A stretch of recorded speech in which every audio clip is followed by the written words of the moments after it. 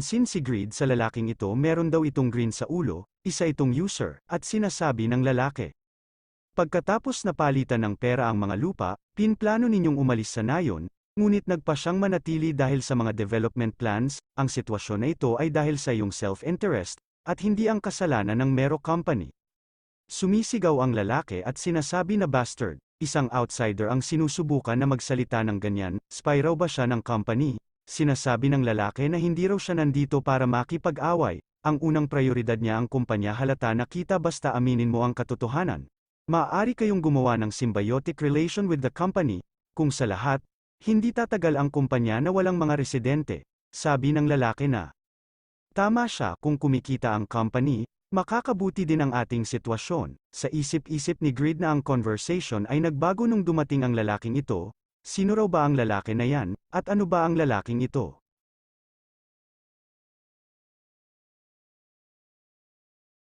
Tinatanong ni Khan sa lalaki kung bakit raw ito nakikialam at ano raw ang pangalang nito. Humingi naman ito ng paumanhin sa kanyang kabastusan sa pakikialam niya.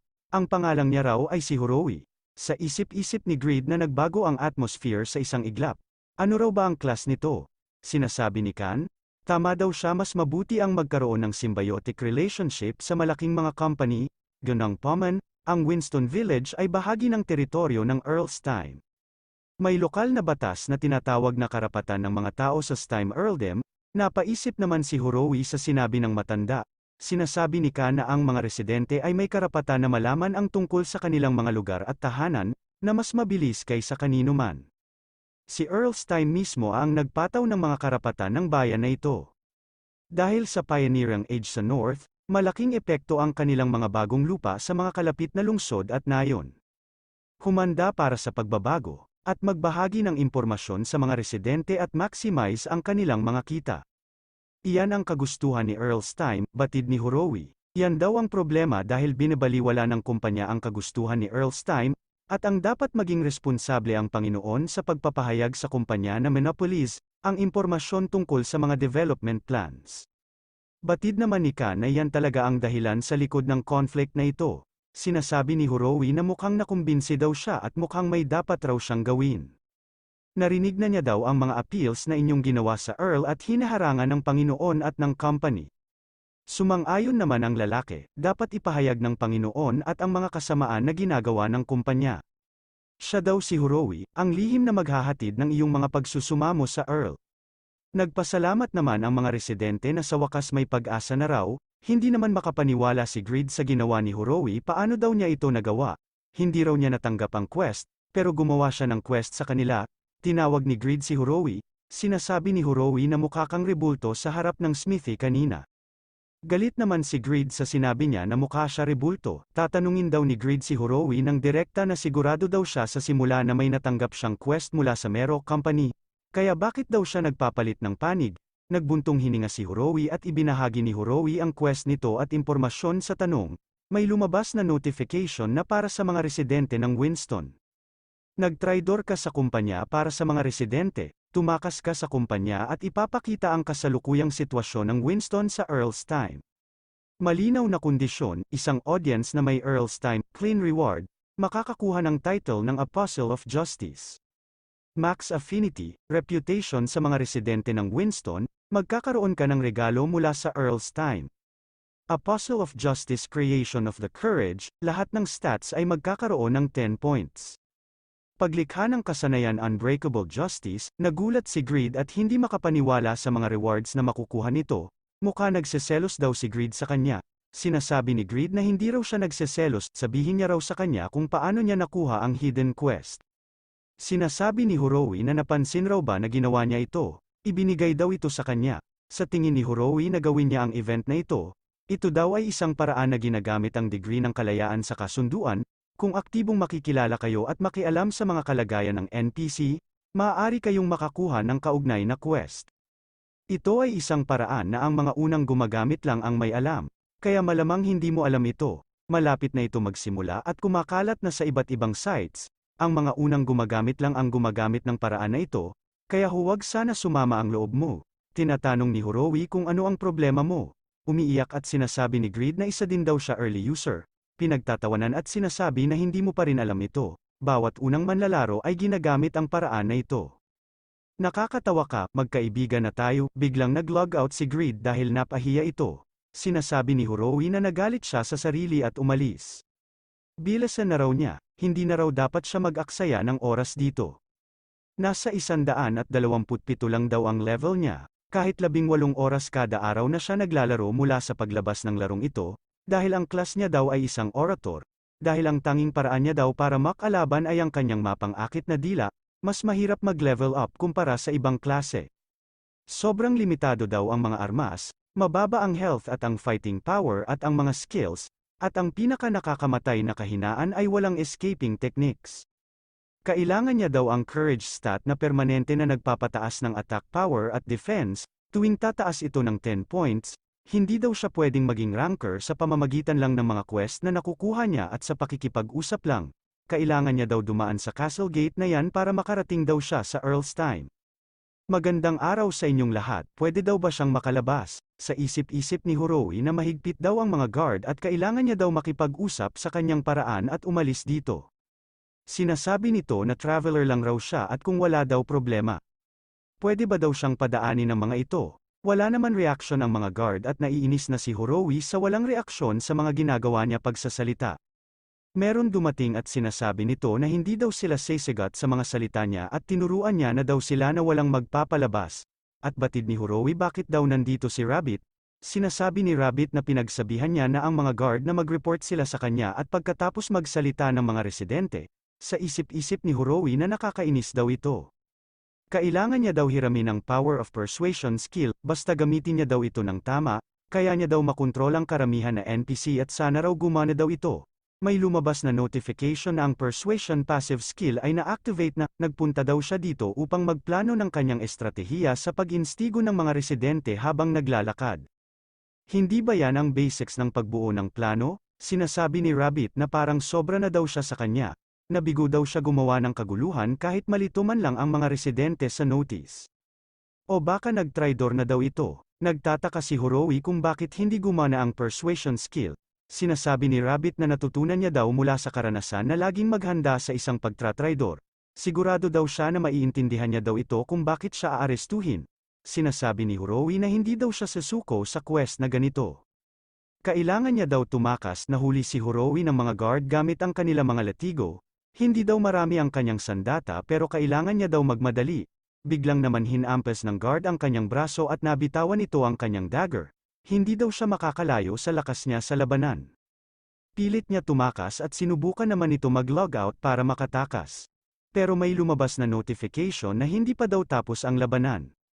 Sinasabi ni Rabbit na itigil na niya daw ito at wala daw siyang laban. Hindi daw ba niya alam na maaring nila neutralize ang iyong log-out spell? Dahil alam daw niya na mabubuhay siya muli kung papatayin niya siya. Ikukulong na lang raw siya at ipinag-utos ni Rabbit na ikulong siya sa dungeon ng kastilyo.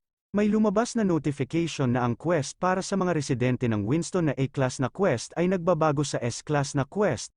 Nahuli ka ni Rabbit.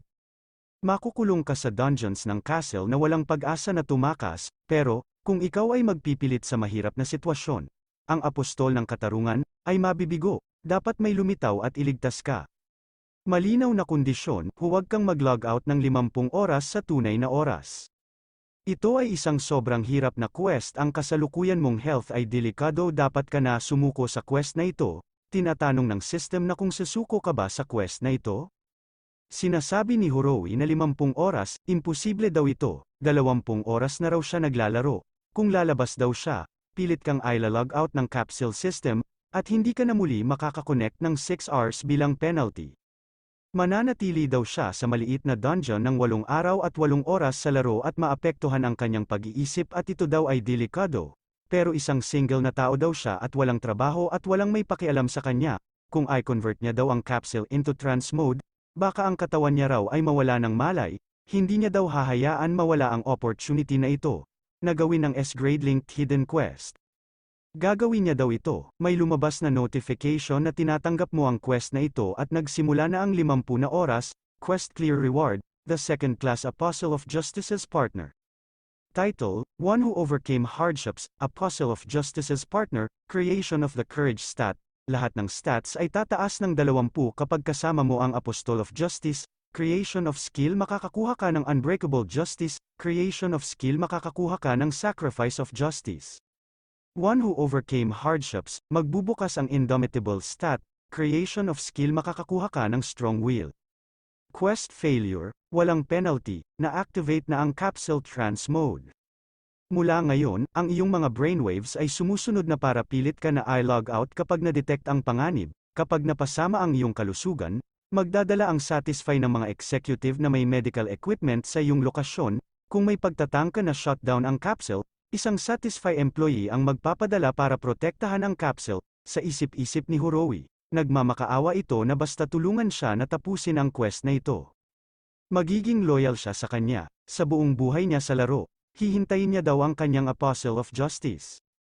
Satisfy Group, 11:30 PM, ang larong Satisfy ay isang malaking sistema kung saan ang mga pagkilos ng bawat user ay nagbabago sa mundo, 2 bilyon ang gumagamit at gumagawa ng 2 bilyon na variable, kaya, upang panatilihin ang mundo, hindi pwede pahintulutan ang mga errors o bugs, Team Leader Lim, Quest B408 ay na-activate.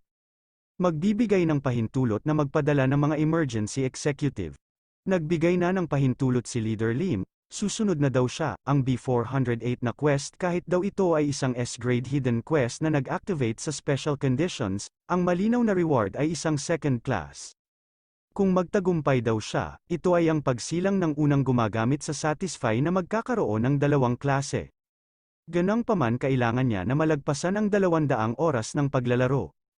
Ito ay isang quest na potensyal na maaaring magkasakit ang gumagamit, sa conference taking place, ID, Horowi. Ang totoong pangalang nito ay Dam Allen Beter, 25 years old. Siya ay tiga-Mongolian user na nag-activate ng B408 na quest. Sinasabi ni Leader Lim na 3% lamang ang populasyon ng Mongolian ang naglalaro. Hindi makapaniwalang phenomenal ito, at batid ng babae na higit pa daw doon ang kanyang klase ay orator na may mahinang fighting skill sa labanan, ngunit napataas pa rin niya sa level 127 sa paggamit ng kanyang klase na trait para sa mga clear quests lamang. Tinatanong ni Leader Lim si Director Yuon Sang-min, paano ang Mongolian branch manager? Sumagot naman ito na nakakonect na daw sila dito, eto si Park Yoon-hyuk, ang Mongolian branch manager. Present rin ang mga executives branch, sinasabi ni Leader Lim na humingi sila ng isang conference dahil sa B408 quest. Na-secured na daw ba ang kaligtasan ng user na si Allen Beter? Oo, kasalukuyang daw nila minumonitor sa tunay na oras, at ang medical personnel ay handa na anumang oras. Ang Mongolian government ay handa daw maki-cooperate sa ating, may suggestion din daw sila, para ilabas ang balita sa media tungkol sa potensyal na unang user na may maraming klase. Kung ang unang user na may 2 klase ay manggagaling sa Mongolian, malaki ang maitutulong nito sa pag-boost ng marketing dito. Sinasabi ng lalaki na masyadong kunti ang aktibidad sa Mongolia, kaya nahihirapan daw sila na mapaganda ang marketing dito kaya magandang pagkakataon daw ito. Sumang-ayon naman ang babae na maraming daw ayaw gamitin ang game capsule. Baka dahil sa kanilang mga nomadic tendency, sinasabi ng kalbo na masyadong optimistic daw sila. Paano daw kung hindi matapos ang quest pagkatapos ng lahat ng pansin na nakuha nito? Makukutsa nila tayo dito, sinasabi ng lalaki na hindi mo na kailangan mag-alala. Hanggang hindi siya makakalog out dahil sa ilang issue, hindi ito magiging problema. Ang quest ay ginawa upang maging malinaw sa pamamagitan ng disenyo, Team Leader Choi Nahi. Nasuri mo ba ang kanyang probabilidad ng kanyang tagumpay? Sinasabi ni Team Leader Choi Nahi na upload niya na daw ang mga dokumento, para tingnan niyo, tinignan ng lalaki at nagulat ito na maliit lang ang chance na magawa niya ito. Nasa 9% lang ang chance, gulat na gulat ito ang user daw ay dapat iligtas ng hidden NPC sa B408 quest.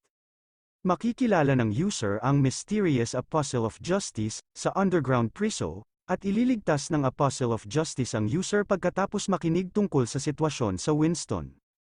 Sa isip-isip ni Leader Lim na pagkatapos, ang user ay makakakuha ng linked quest upang tumulong sa apostol at makatanggap ng malaking reward. Hanggang ang kaligtasan ng user ay secured, hindi ba karamihan ng mga users hindi maklear ang quest na ito? Napatingin ang lalaki sa tawa ni Leader Lim. Ano daw ba ang nangyayari? Sinasabi ni Leader Lim na tignan daw nila ang documents, parang may variable, ibinahagi niya ang impormasyon sa iba, Tinatanong naman ng lalaki ano ang documents. Hurowi ay dapat ibahagi ang impormasyon tungkol sa nayon sa Apostle of Justice lamang. Sinasabi ni Leader Lim na. Ganang paman, ipinahayag niya ang impormasyon ng quest sa gitnang tao. Kung saan ang Apostle of Justice ay nagkita na sila pero ito ay lumipas na, at batid ng lalaki na ang user na ibinahagi niya nito ay si Yang Woo. Sinasabi ni Greed na kahit 600 golds lang ang binigay nila na rewards sa quest. Ang matandang Khan ang sinisisi ni Yang Woo, dapat daw binigay muna daw sa kanyang ang magandang quest na yan. Hindi ba daw siya tama, ibinigay niya daw sa crappy guy na yan, dahil lang daw ba sa ilang salita? Kahit binayaran niya daw ang medical fees nito. Humingi pa si Yang Woo ng fish cake soup, at lagyan daw ito ng free radishes, at ang napakataba, mainitin ang ulo na matandang yon. Nakauwi na si Yang Woo ng 1 AM na, subukan niya daw na hindi mahuli, galit na sinasabi ni Sihi na dapat mo kaming tawagan kung mahuhuli ka, anong oras na sa tingin mo? Tinatanong niya si Sihi kung bakit hindi pa ito tulog. Sino ka para magalit? Kung hindi ka patulog na ang isang estudyante na katulad mo. Sumagot naman si Sihi na nag-alala daw siya kasi wala ka sa capsule. Teka, uminom ka ba ng alak? Inaasar naman ni Greed ang kanyang kapatid, my pretty little sister, nag-alala ka ba sa kapatid mo? Dumaan ba ang aking munting kapatid, naaasar at sinasabi na tigilan mo na ang pagbibiro sa akin. Nanonood lang ako ng TV, maghugas ka at matulog ka na, balik tayo sa meeting ng Satisfy Group. Sinasabi ng lalaki na ang posibilidad na mapagtagumpayan ng user na ito. Dapat ay 0% imbes na 9%, dapat may error ang supercomputer Morpheus sinasabi ni Leader Choi na walang ganyan report. Alam daw ng lalaking ito pero sinabi niya lang ito para mag-let off steam. Batid ni Leader Lim na nagiging ganyan lang siya dahil nagbago ang senaryo at hindi malinaw ang pagkakataong magtagumpay. Ngayon, ang dapat kailangan matuto sa pagkukulang ni Hurowi, hindi ba ang mysterious na Apostle of Justice kundi si Greed?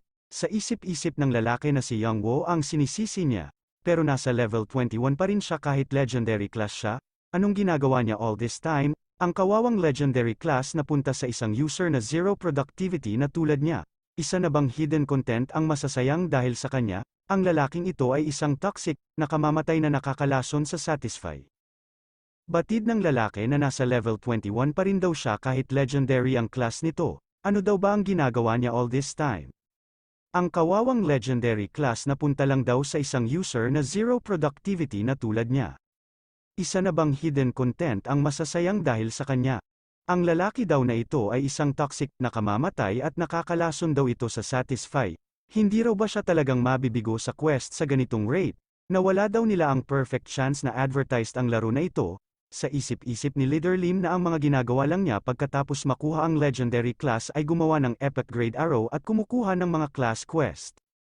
Mahirap daw talaga itong hulaan kung ano pa mga susunod niya gagawin. Pero kung tatanungin daw ito raw ay nakaka-entertain na panuodin. Ang kanyang kakayahan ay walang kasiguraduhan, ito ay common sense. Punta naman tayo sa kasalukuyan sa Satisfy, meron 3 epic class na pinag-uusapan sa ngayon. Ito ay ang Blood Warrior at hindi pa nilalabas ang mga detalye sa ibang 2 klase. Ang pinakaunang epic class na user ay hindi nakilala. Habang ang pangalawa sa kanila ay ang unang nagpahayag na nakuha niya na ang 7th place ranker. At dahil dyan, hindi tumigil ang mga komunidad at mga broadcast tungkol sa iba pang 2 epic class. At kung sino ang pinakaunang epic class user, balik naman tayo sa laro. Sa lugar ng Steam Earldom Akero Dungeon, sinasabi ng mga Abnoy na sumama daw sila sa party nila at ibibigay daw nila ang karamihan ng makukuha nilang loots at nagmamakaawa sila na sumama daw sila sa kanila. Dahil nahihirapan na daw sila mag-hunting, sinasabi ng babae kung ano raw ba ang kaguluhan na ito. Nakikita mo ba yung beach na yan? Lahat ng lalaki ay pinagkakaguluhan siya mula kanina pa. Sinasabi ng babae na Euphemina ang kanyang pangalan. Sasali daw siya sa Strongest Users Party, kaya paki-demonstrate daw ang kanilang mga kakayahan. Lahat ng mga lalaki ay sinasabi na tupadin daw nito ang kanyang pangako. Paparating na daw ang mga halimaw at sila na daw ang bahala dito Miss Euphemina. Umatake na sila ng sabay-sabay at ginamit na nila ang mga kakayahan nila. Sinasabi ni Euphemina na ang bawat isa daw sa kanila ay may average na lakas. May nakakuha naman ng pansin ni Euphemina at biglang napatingin ito sa malakas na pagsabog. Nagulat siya at sinasabi na sobra lakas daw nito at sino daw ba ito? Sa isip-isip ni Euphemina yan daw ang bagay na skill sa kanya, at nahihirapan na daw siya magpa-level up sa ngayon, perfect daw ito laban kay Piaro. Gagamitin daw niya ito, inactivate niya na ang skill na duplication. May lumabas na notification na ang Swirling Frenzy ay level 3 at sinasabi ng system na matagumpay ang pag-duplicate, ang Swirling Frenzy ay level 3. Nakakabuo ng vortex ng 5 seconds, ang mga deals ng damage ay umaabot ng 1,530 o 2,380 kada segundo. Bababa ang 80% ang agility ng target, pagsama ng mana 700. Cooldown time, 300 seconds, ang skill ay available para sa isang paggamit. Maaari mo itong permanente hanggang ito ay makast. Aasa daw ito sa susunod na panahon, nickname Euphemina. Level 190, Class Duplicator, tinatanong naman ng lalaki kung sasama daw ba ito sa kanila. Nagtataka naman ang mga ito na biglang na lang itong nawala. Sinasabi naman ni Euphemina na perpekto daw ang skill niya na ito at kailangan niya na maghanda sa loob ng 63 na araw, para sa S-Quest grade na ito, kailangan niya daw maghanda mentally at ipakita ang impormasyon sa quest na ito. May lumabas na notification na ang traitor ng Red Knights na si Piaro ay isang traidor na lubos na 9 jury si Asmafel. At ang target ng paghihiganti ni Asmafel, na si Piaro, ay nagtatago sa loob ng Quezon Canyon. Pag natapos mo ang quest, makukuha mo ang title na Agent of Revenge. Agent of Revenge, creation of the cruelty stat, attack power plus 100, creation of the skill murderous impulse. Pag nabigo ka sa quest mababawasan ang new levels ng 2 at ang pagtitiwala ni Asmafel sa iyo ay bababa. Sisimulan na ni Euphemina ang quest, ang difficulties daw ng S-rank na quest na ito ay sobrang hirap. At saka ang makakalaban daw niya ay isang NPC, mas malakas pa daw ito kaysa sa boss monster. May lumabas na notification na pumasok ka na sa Eternal Hermit at nagpakita na si Piaro. Sinasabi ni Euphemina nang galing siya sa Saharian Empire siya ang pinakamalakas na knight na si Piaro. Tinatanong naman ni Piaro kung sino ang nagpadala sa kanya. At kung si Asmafel ba, sinasabi ni Euphemina na kaya daw niya ito at labis na raw ito naghanda sa sandali na ito. Umatake na si Piaro at hindi naman ito inaasahan ni Euphemina at sinusubukan niya ito salagin ng kanya skill na Tartan. Lumabas ang malaking giant, ang Tartan daw ang pinakamalakas na defensive skill na nakilalang ginamit ng unang ranker na Guardian Knighty. Meron lang daw siya 9 na basic skill, pero meron lang daw siya 3 beses kada araw na pwedeng gamitin ang duplicate skill. Sa buong buwan, meron daw siya nakuhang magkakaibang skill na nakuha niya sa mga top rankers. Nagpapasalamat ito dahil meron siyang matataas na kalidad ng mga skill sa kanyang skill list. Kahit minsan lang daw niya ito magamit, ito daw ay sapat na para matapos niya daw ang quest na ito. Siya daw ay isang duplicator, siya daw ang unang epic class user sa Satisfy. Umatake na ito at ginamit niya naman ang counter barrier. Tinamaan si Piaro, at hindi makapaniwala sa pinapakawalan nito mga skill. At sinundan pa ito ng Swirling Frenzy. Tinamaan si Piaro at sinasabi ni Euphemina na sigurado daw siya hindi pa daw ito mamamatay at tatalanin niya daw ito kahit anong paraan. Iba't ibang skill ang pinapakawalang ni Euphemina kay Piaro. Nagsisihulugan na ang mga bato at nakakasigurado na si Euphemina na patay na si Piaro sa mga ginawa nito pag-atake. Hindi pa daw ito tapos, dahil wala pa daw lumalabas na notification na natapos niya na ang quest at sigurado daw ito na buhay pa si Piaro. Binuhos niya na daw lahat ng malalakas na mga skill niya at nagamit niya na halos lahat ng mana niya. Lumipad ito para makakuha daw ito ng distansya at para makarecover ng mana. At gagamit daw siya ng potion, halos hindi pa patapos ang mga iniisip nito biglang naman lumitaw si Piaro sa harap niya. Nagulat si Euphemina na nasa harap niya na ito. At sinasabi nito na ang skill daw na ginamit ni Piaro ay nakakamatay pag naka-activate. Sinasabi ni Piaro na ibibigay niya daw ang kamatayan na hindi mo maiiwasan. Hindi daw ito mangyayari, gagawin daw niya lahat para makaligtas dito. Nagpakawala ito ng skill na Nightmare Protection, at sinasabi ni Piaro na si Asmafel daw dapat ang magpunta sa kanya at labanan siya. Sinasabi ni Euphemina na ang Nightmare Protection daw ay ang kanyang ultimate skill. Ito ay isang trap na nakakagawa ng illusion sa mga kalaban. Tinatago daw niya ito para sa isang emergency tulad ng ganitong sitwasyon. Ito daw ay tatagal sa maikling oras pero nasa isang trap ko siya. Akala niya ang kinakalaban niya ay si Asmafel, Gagamitin niya daw itong pagkakataon para makarecover siya ng mana at tatalaning siya gamit ang mas marami pang mga skill. May lumabas na notification na pinag-iingat siya nito. Dahil sa sobrang paggamit ng mga skill, bumaba ang iyong pisikal na kakayahan. Hindi ka pwede gumamit ng mga skill, ang lahat ng stat ay bumaba ng 50%. At hindi siya makapaniwala sa mga nangyayari, halos matatapos niya na daw ang quest na ito. Nagmamadali ito at sinasabi na bago makarecover daw si Piaro kailangan niya daw maunahan ito, hindi pa naman natatapos ang kanyang sasabihin, napahinto at nagulat ito na nakarecover na si Piaro, isa daw itong halimaw, ang kanyang stat daw bilang duplicator ay hindi pa daw sapat, napailing na lang ito sa galit at panghihinayang, may lumabas na notification na binitawan mo na ang quest, nabigo ang quest, ang iyong level ay bumaba ng 2. Bumaba ang tiwala ni Asmafel sa iyo, 2 buwan daw ito naghanda at nag-effort dito pero nawala lang daw ito na parang hangin. Pero nawala daw ang mahalagang pagkakataon niya para makakuha ito ng bagong title. Magiging maganda sana ang makukuha nitong mga title, nanhihinayang at naiinis siya sa rare S grade na quest, may lumapit sa kanyang lalaki at tinatanong nito kung siya ba si Erika, meron daw itong mensahe sa kanya, bibigyan daw nila ito ng isang task, may bagong quest na nabuo. Sinasabi ni Euphemina na wala daw siya motivated dahil daw kay Piaro, pero gusto nila ako bigyan ng importanteng quest. Nagulat ito sa mga rewards, clear rewards 1,500 golds, ang title ay Competitor.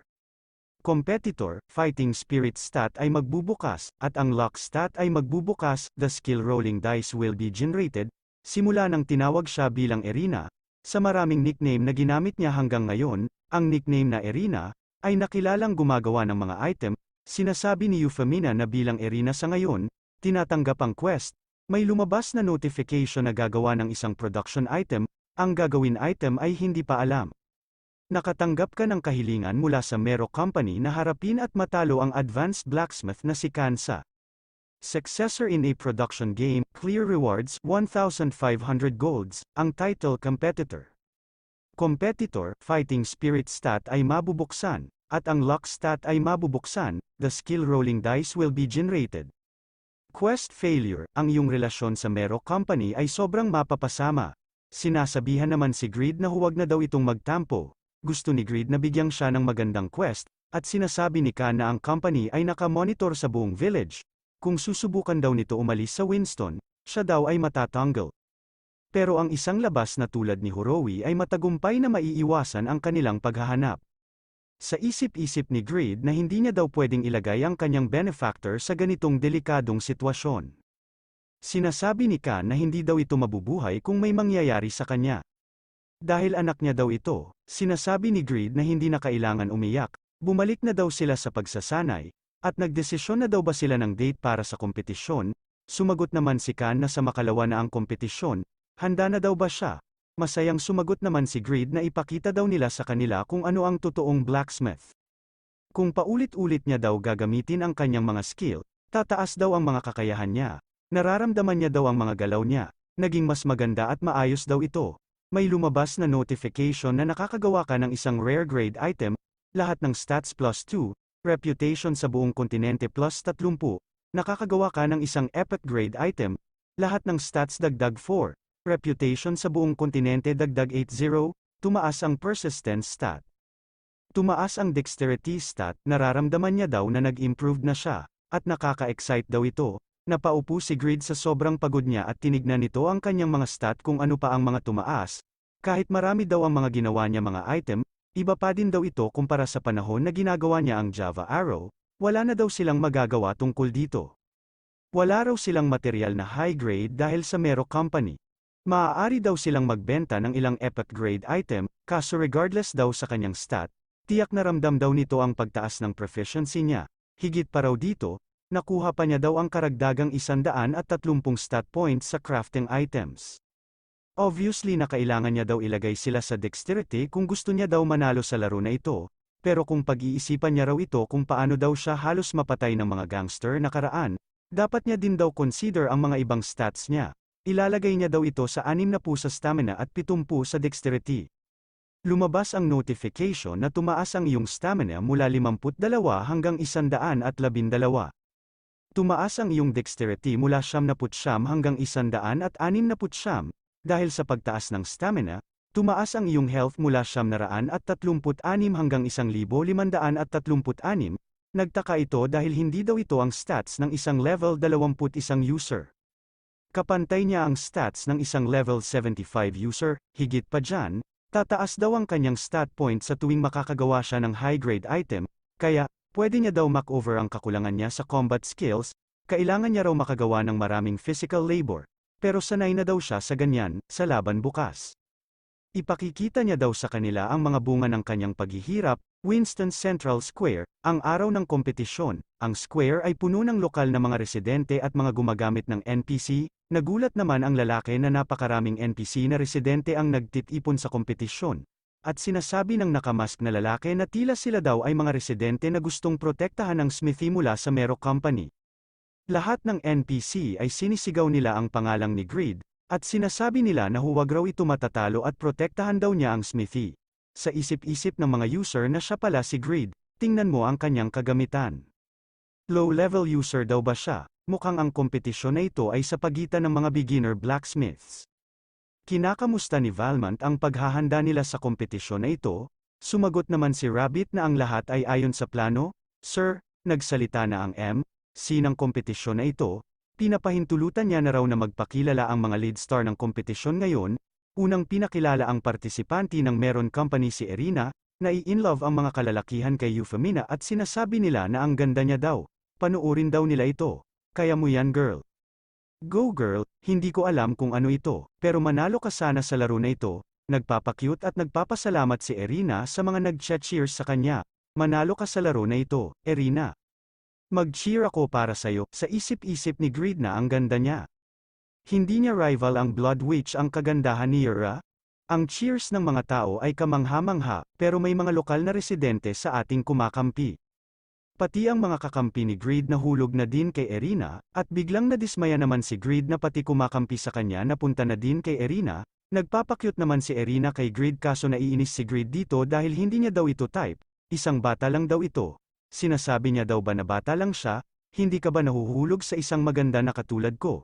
Sinasabi ni Greed na ang munting brat na katulad niya daw ay hindi dapat na tinatawag ang sarili na maganda.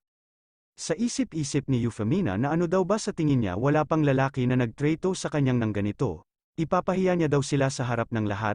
Sino ang tinatawag mo na bata? 20 years old na ako. Sinasabi ni Greed na walang kahulugan yan sa isang matanda na katulad niya. Sumigaw na ang MC na nagsimula na ang kompetisyon.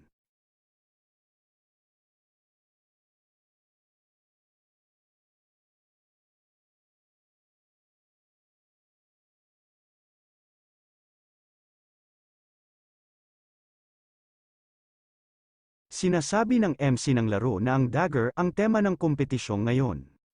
May 3 oras daw sila para magawa ito, kung sino daw ang pinakamahusay na makakagawa siya daw ang mananalo sa laro na ito.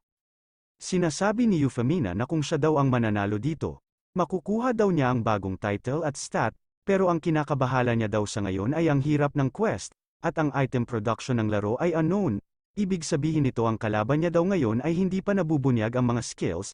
Malamang hindi ito mahalaga sa ngayon, hindi pa din magbabago ang plano, sa sandaling pumasok siya sa crafting phase, duplicate niya daw ang skill niya. Kung gagamitin raw nila ang parehong mga skill, ang maswerte na tao ay makakagawa ng item na mas mataas na rating, kahit isa daw ito sugal. Meron raw siyang 50-50 chance na manalo. Sa isip-isip ni Euphemina kung mapapanalo niya ba ito. Nagulat naman si Euphemina na nagsimula na pala ito magpanday. Natataranta at kinakabahan si Euphemina at sinasabi niya na huwag siyang kabahan at pareho lang ang mga skill na gagamitin nila. Kung sino daw ang mas magandang gagamitin na kagamitan siya daw ang mananalo. Ang gagamitin niyang hammer ay isang epic grade, kahit gaano daw kaganda ang isang item, kung wala akong tamang skill, useless ang bagay na ito, kaya naman raw kailangan niya daw hiramin ang mga skill nito. Ginamit niya ang skill observation, nga si Euphemina at nagtataka ito. At makikita mo dito na mula siya. Tinatanong ni Greed kung bakit daw siya tinitignan ng ganyan. May lumabas na notification na hindi mo masusuri ang kasanayan ng target. Ang level ng skill observation ay sobrang mababa. Lumaki ang mata ni Euphemina sa mga nangyayari, at hindi ito makapaniwala. Imposible daw ito. Level 7 raw ang kanyang observation skill, at nakapag-duplicate pa raw dati ng Advanced Blacksmith kahit level 5 lang skill ko noon. Ibig sabihin nito, Master Blacksmith siya. Sa isip-isip ni Euphemina na ang top rank ang blacksmith ay nasa intermediate lang. Hindi raw pwede ma-failed ang skill niya. Napapaisip naman si Euphemina na kung ang kalaban ba niya ay isang epic class. Hindi daw pwede mangyari ito, dahil si Agnes, Katz at siya lang daw ang epic class. Tapos ang user na yan, siya ba ay isang unique class? Kahit sino pa siya, tatapusin niya daw ito, hindi daw ito magbabago. Tinawag niya si Rabbit at sabi ni Rabbit kung ano raw ba ang nangyayari. Tinatanong ni Euphemina yung lalaki na may mentor, sasali ba siya sa laro na ito? Tinatanong ni Rabbit kung gusto ba niya na baguhin ang rules ng kompetisyon sa kaligitnaan ng laro. Sumagot si Euphemina na sinabi mo na kailangan nating manalo sa kompetisyong ito. Sumang-ayon naman si Rabbit at nagtataka naman si Greed kung may nangyayari daw ba. Pinapapunta ng MC si Kan sa stage at ito daw ang request ni Erina. Sinasabi niya na dapat sumali ang mentor sa kanyang disciple, sigawan ang mga nanonood 2 versus 1 daw ang labanan, kamangha-mangha daw siya. Sa isip-isip ni Greed na mababa daw ang tingin niya sa kanya, nakarating na sa stage si Kan at sinasabi nito na magtulungan daw sila. Yun daw ang request niya. Nagpapasalamat daw siya sa kanya dahil binigyan niya ng pagkakataong makasama ka sa trabaho.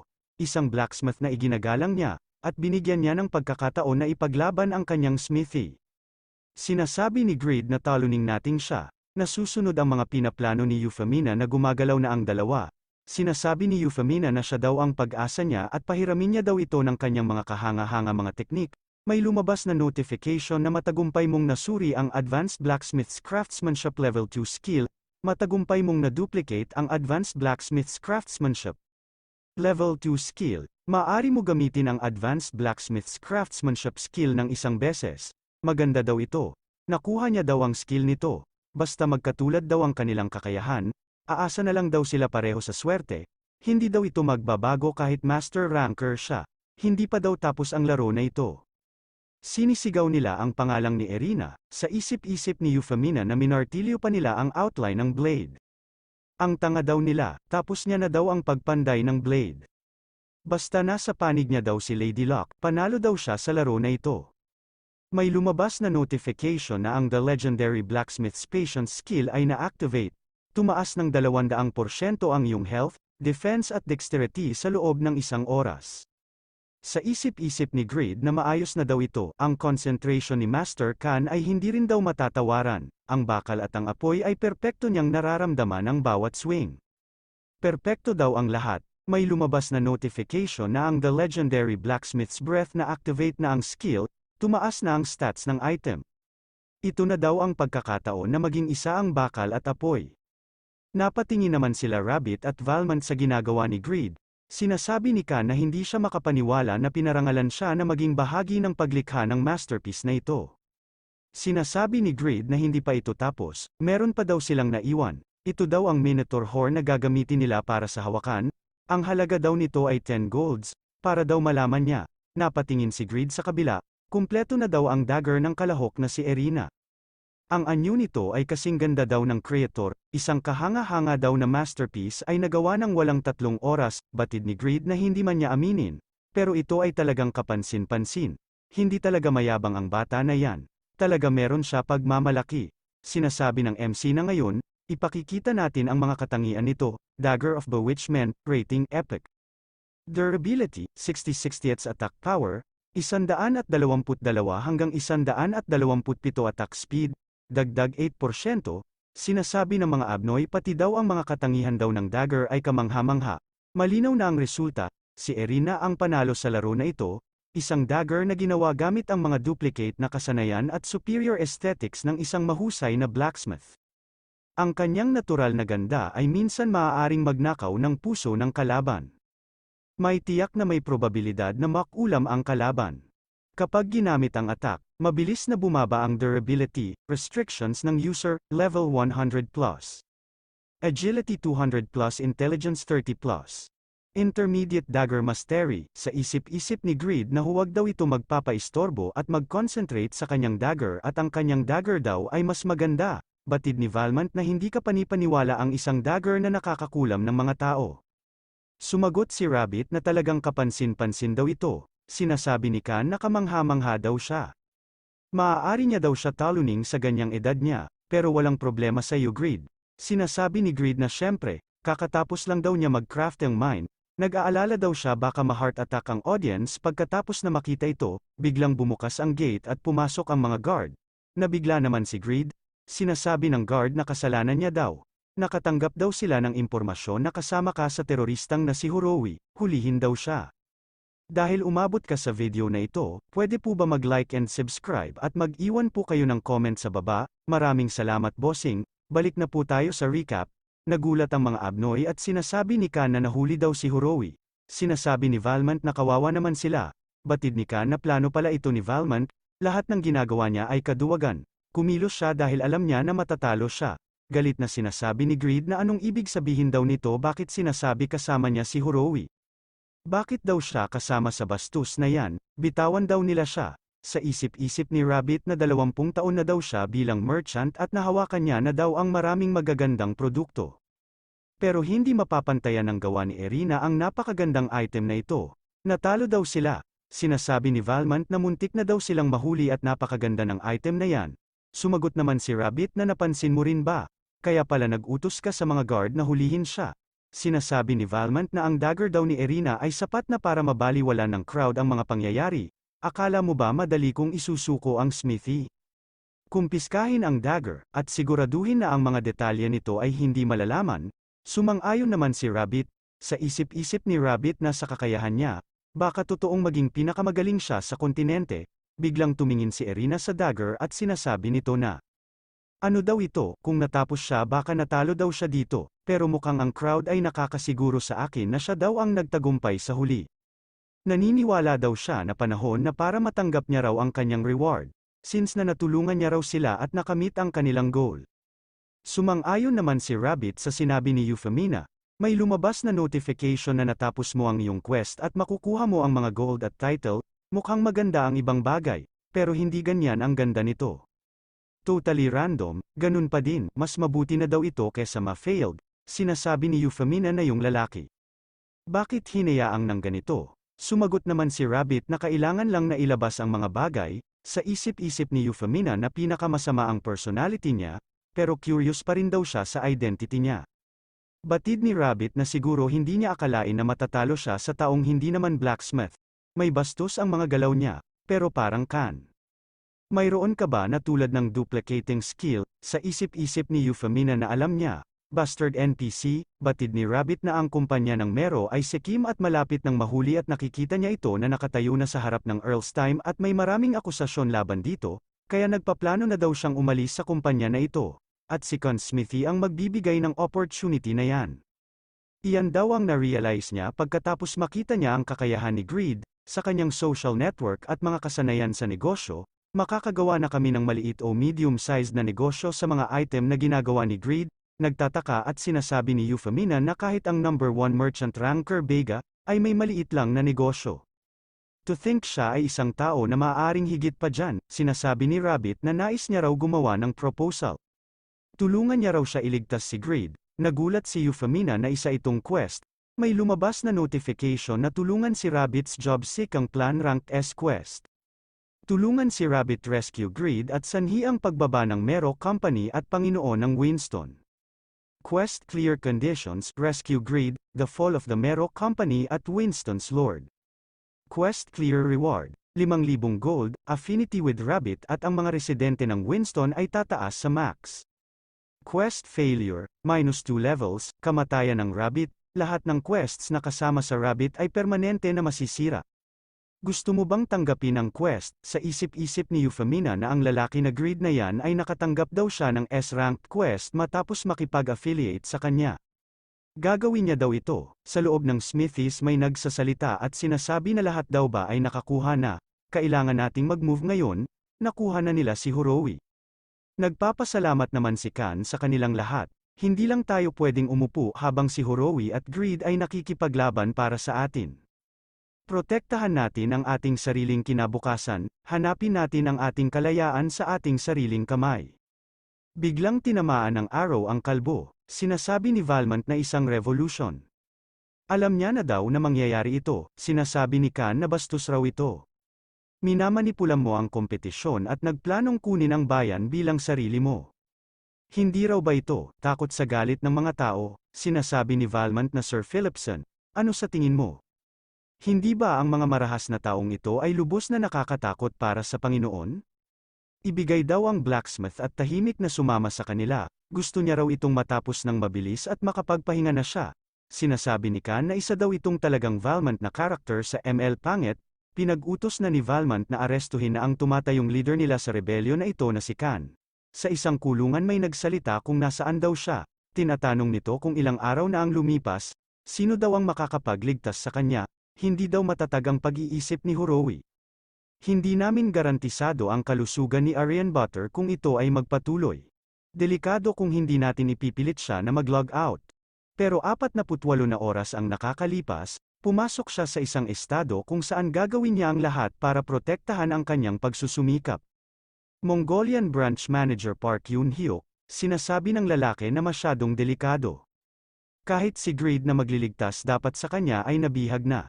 Sumagot naman ang isang lalaki na maglalagay ka ba talaga ng pananampalataya sa low-leveled player na tulad niya, ang success rate ng quest na ito ay hindi rin aabot sa 9%. Sinasabi ng manager na hindi ba sila magiging malapit sa isa't isa ngayong nabihag na siya, may posibilidad pa, sa isip-isip ni manager na alam niya daw na nasa desperadong sitwasyon sila. Pero naniniwala pa din ito na may mangyayari, si Greed ay maaaring isang greedy at vulgar na manlalaro, pero may true spirit siya. May magagawa siya, Shin Young-woo, pupusta ako ng 2 oras pa, punta sa Winston Castle Underground Dungeon, sinasabi ni Greed na dalhin niya daw sa kanyang ang taong nagsabi sa kanya na kasabwat niya si Horowi. Sinasabi ng guard na bastos daw ito. Kung hindi niya masagot ang tanong nila, ipapapatay na lang daw nila siya. Sumagot naman si Greed na ano daw ngayon kung patayin na lang daw siya ngayon.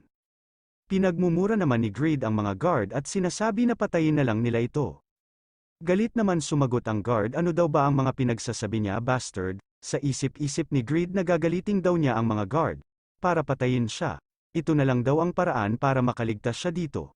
Habang nahuli daw siya, ang Smithy ay lilipat na sa Merok Company at si Khan ay ipapapatay din nila, pero kung mapatay ako ng temperamental na guy na ito, tapos magbabalik na lang daw siya at makakabalik din daw siya kay Khan. Kailangan niya daw na bilisan, sinasabi ng isang guard na kumalma ka, Leo, alam mong may immortal na katawan siya, kung ilalagay daw muna nila ito sa kulungan, sa isip-isip ni Greed na nasa panganib si Khan, at hindi lang yan, pero hindi din daw siya makakapaglaro kung hindi siya makakatakas, sasabihin niya daw lahat, kaya tanggalin niya daw ang gag na ito. Sa isip-isip ni Greed na humihingi nito ng paumanhin kay Khan, dahil hindi niya ito maliligtas.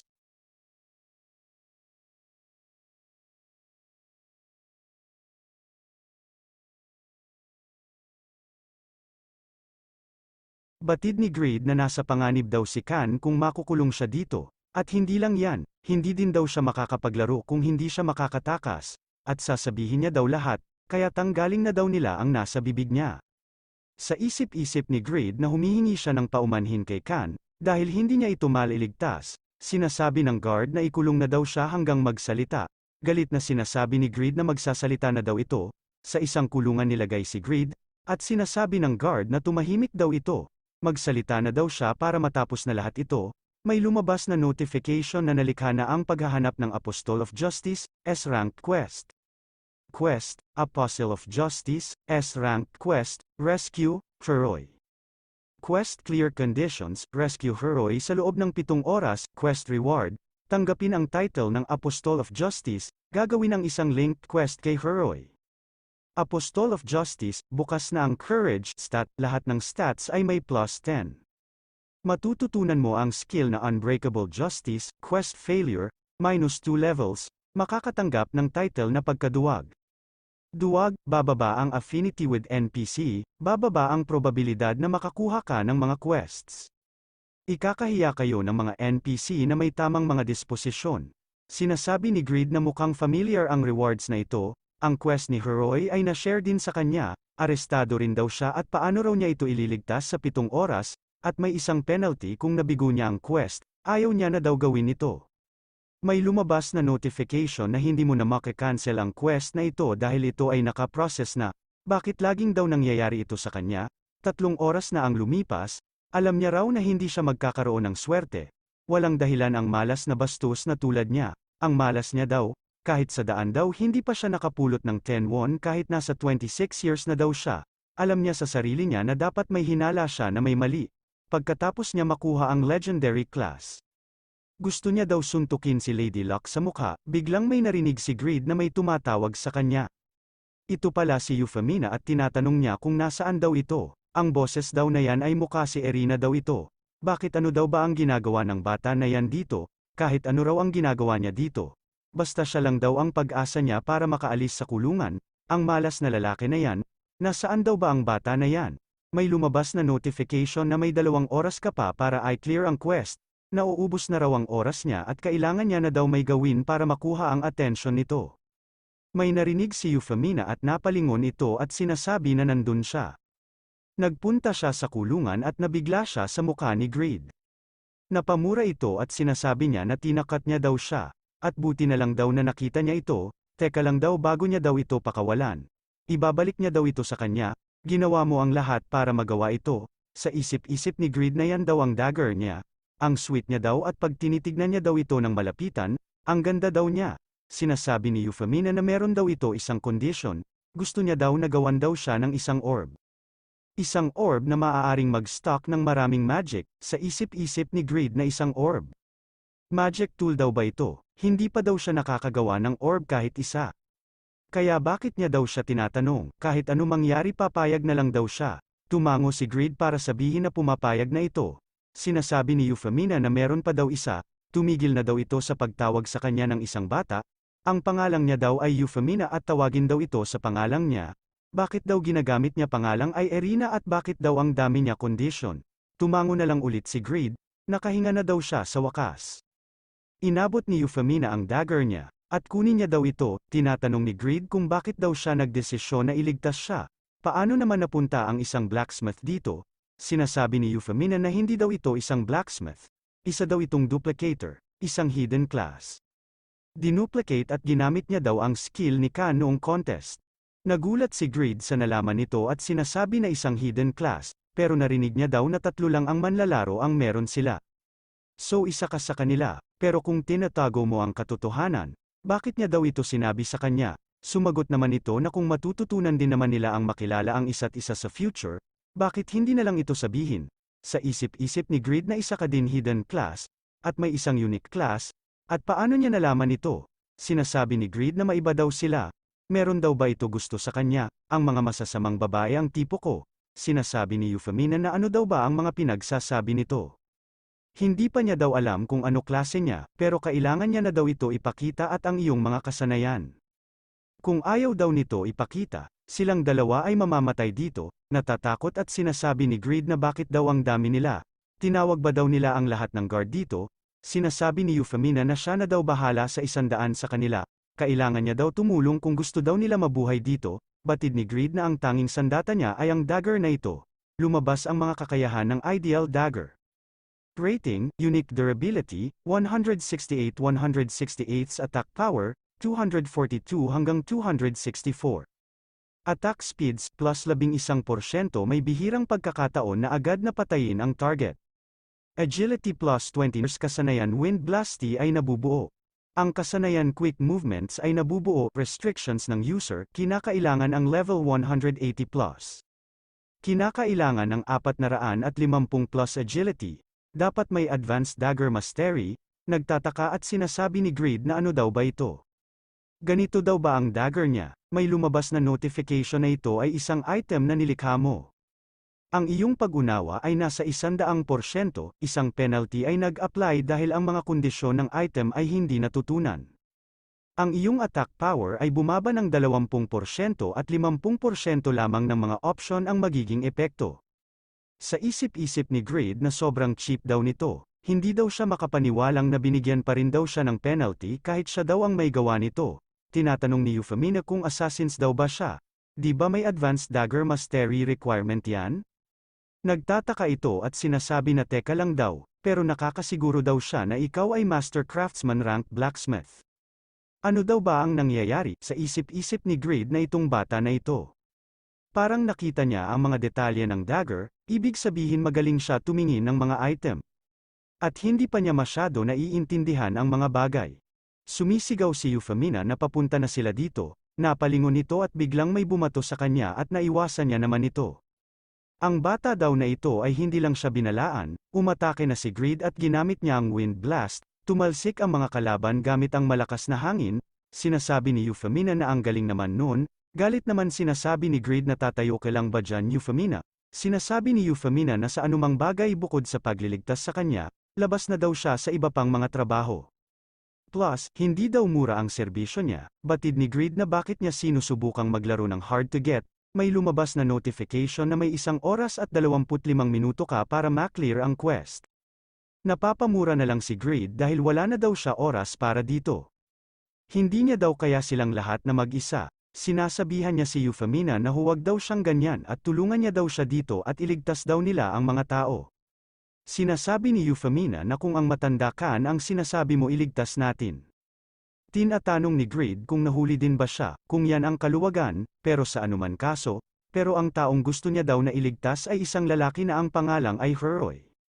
Tinatanong ni Euphemina na sino ba yan, sumagot naman si Greed na hindi daw siya sigurado dahil minsan niya lang siya nakita. Sinasabi ni Euphemina na ano daw ba yan, ayaw niya daw talaga magligtas ng taong hindi niya kilala. Iyon ay ikonsiderar na overtime, galit na sinasabi ni Greed na naiinis din daw talaga siya dito. Dahil nahuli din siya, hindi daw ba siya pwede makinig na lang sa kanyang, spoiled ass bata ka? Sinasabi ni Euphemina na sigurado daw siya na sinabi niya sa kanya na huwag siyang tatawagin na isang bata.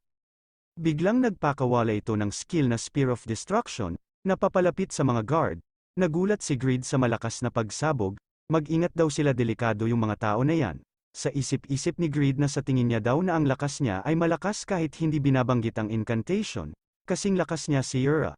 Sinasabi ni Euphemina na tulungan niya daw sila na iligtas ang lalaking yan, sa ngayon. Pero mas maganda daw talaga kung tumigil na siya sa pagtawag sa kanya na bata, sinasabi ni Greed na may halong kaba at takot, na patawarin niya daw siya sa mga nagawa niya mga kasalanan. Gaano pa daw kalayo ang pupuntahan nila? B3 ang pinakamababang floor. Kailangan nating pumunta sa B4, may lumabas na notification na mayroon ka na lang 1 oras at 10 minuto para kumpletuhin ang quest. Sinasabi ni Greed na sigurado ka ba na mahahanap nating si Heroy. Sinasabi ni Euphemina na hinahanap daw niya siya sa B1 at B2 habang hinahanap daw niya siya wala naman daw siyang ganoong nakitang user. Nakakuha daw siya ng isang impormasyon na may B4 mula sa pinagkakatiwalaang tao. At ang ibig sabihin niya daw aling daan dyan ang B4. Biglang may sumigaw at sinasabi na bumaba daw sila at lahat daw sila ay magpunta sa baba, tumatakbo si Greed at sinasabi na takbo muna daw sila dito. Napatingin si Euphemina sa baba at sinasabi na ang ganda ng bulaklak sa madilim na lugar na ito, sa underground area. Sinasabi ni Greed na teka lang daw huwag niya daw hawakan yan, tingnan niya daw ito. Konektado ang lahat sa corridor na ito, nagpapasalamat naman si Greed dahil nakikita ang mga trap sa plain sight. Hindi dapat maging delikado basta mapanatiling mag-ingat. At biglang nahulog ang trap at muntik na itong natamaan. Napatingin ito kay Euphemina at sinasabi niya na maganda daw kasi ito. Sinasabi ni Greed na mag-ingat daw ito, at hindi ito panahon para mag-relax. Sa isip-isip ni Greed na kumalma lang daw siya, napakanta ito ng "Baby kalma, kalma", biglang may nahulog sa kanya na malaking bato. Galit na napatingin si Greed kay Euphemina at sinasabi niya na nagutom daw kasi siya. Bigla ito nakakita ng bulaklak at sinasabi niya kay Greed may ibang bulaklak dito. Napansin ni Greed na may papalapit ulit sa kanya na isang trap. Galit na sinasabi ni Greed na hindi na daw siya reasonable. Huwag na daw ito mga tuwiran. Paulit-ulit na daw niya ito ginawa. Kailangan niya daw bang sabihin na may mga bitag dito? Sinasabi ni Euphemina na kailangan daw nila na i-activate nila in advance upang iligtas siya. Sa ibang banda kailangan nating magdagdag ng additional na gawain, at kailangan pa daw ba niya na makinig sa kanya? Natagpuan na sila ng mga guard at tinatawag nila ang mga ibang kasama nila. Sinasabi ni Euphemina kung saan pupunta si Greed. Sumagot si Greed na ito daw ang pinakamabilis na paraan para makababa. Iwan niya daw sila sa kanya, wala daw itong armor kaya hindi daw siya makalaban. Tapusin niya daw sila ng flame shot o kahit anong bagay, hahanapin niya daw si Heroy. Sinasabi ni Euphemina na isa siyang selfish na lalaki. Kung gagamitin niya daw ang fire sa close na lugar na ito, sigurado daw siya na toasted daw sila dito. Tulungan niya daw ito hanggang sa huli. Sa isip-isip ni Greed na isa siyang duplicator, kaya niyang duplicate ang lahat ng skill. Karaniwan, ang pinakadakilang flow ng powerful magic spells ay ang long casting time.